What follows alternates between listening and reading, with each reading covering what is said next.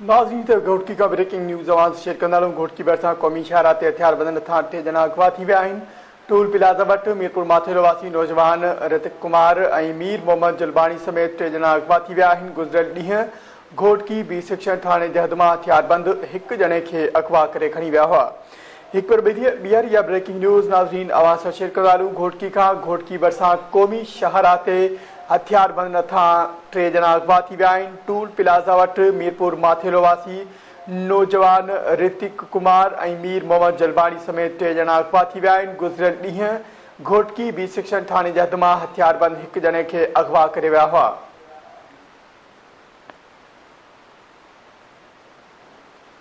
Breaking news नाज़रीन आवाज़ सां शेयर करे रहिया आहियूं। ब्रेकिंग न्यूज़ हिकु ॿीहर आवाज़ सां शेयर कंदा घोटकी भरिसां क़ौमी शहरा ते हथियार बंदन 3 ॼणा अगवा थी विया आहिनि। टोल प्लाज़ा वटि मीरपुर माथेरो वासी नौजवान ऋतिक कुमार ऐं मीर मोहम्मद जलबाणी समेत 3 ॼणा अगवा थी विया आहिनि। गुज़िरियल ॾींहुं घोटकी बी सेक्शन थाणे जे हद मां हथियारबंद हिकु ॼणे खे अगवा करे विया हुआ। हिन वक़्त ताईं घोटकी ज़िले मां अगवा थी वियल माण्हुनि जो अंग तक़रीबन 17 थी वियो आहे।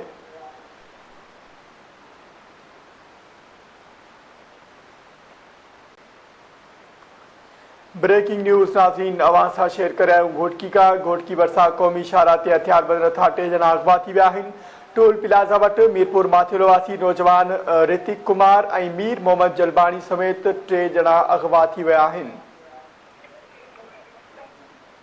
इन हवाले सां नाज़रीन वधीक तफ़सील मालूम कंदासीं। धरती टीवी जे रिपोर्टर जब्बार महर असां सां लाइन ते मौजूदु आहे। जी जब्बार, आगाह कजो, छा तफ़सील आहे? जी बिल्कुलु, घोटकी ज़िले में हिकु दफ़ो ॿीहर बदअमनी की बाहि भड़की उथी आहे। घोटकी भरिसां क़ौमी शहरा ते हथियार नामालूम हथियार बंदन पारां 3 ॼणनि खे अगवा करे वरितो आहे, जंहिंमें जेको ऋतिक कुमार ऐं मीर मोहम्मद जलबाणी समेत 3 ॼणा शामिल आहिनि। जॾहिं त हिन वक़्तु घोटकी बी सेक्शन थाणे जी पुलिस समेत A section Thane ji police इलाइक़े खे कड़ो चाढ़े छॾियो आहे। जॾहिं त हिन महिल ते जेके नामालूम हथियार बंदन उहे फरार थी विया आहिनि। मां तव्हांखे ॿुधाईंदो त केतिरे अरसे खां घोटकी ज़िले में बदअमनी जी बाहि घटिजी न आहे सघी। जॾहिं त हिन वक़्तु ताईं घोटकी ज़िले जे अंदरि मुगिम में जेको अगवा थियल में तादादु आहे हिन वक़्तु ताईं 17 खां 18 जेको थी चुको आहे। पर हिन महिल ताईं घोटकी पुलिस इलाइक़े में अमन अमान न आहे कराए सघी। जॾहिं त हिन वक़्तु ताईं घोटकी ज़िले में जेको ख़ौफ़ वारी सूरत हाल छाइर आहे। जी, वॾी महिरबानी आगाह करण में।